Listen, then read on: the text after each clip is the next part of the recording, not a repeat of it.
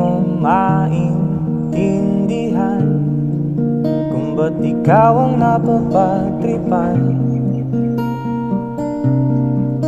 ng halik ng kamalasan. Ginapang mong marahan ang hagdanan para lamang makidlatan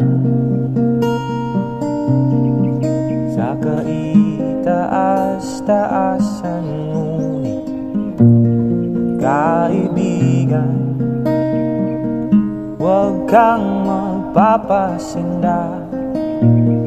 Kaibigan, easy lang sa iya.